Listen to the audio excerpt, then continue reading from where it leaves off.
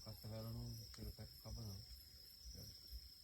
Quando ela vê o cabo ela come. Só que agora que ela chega perto dela ela ataca. Não bota a mão no buraco do tatu, que é muito perigoso, é preciso ter cuidado.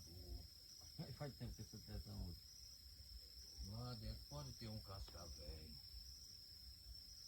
E pode lhe picar o rabo.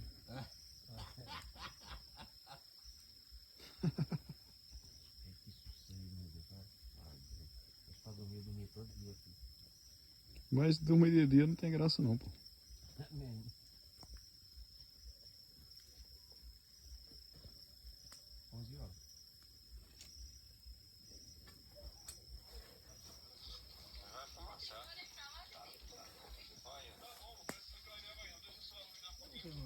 Eu tô com 3 quilos.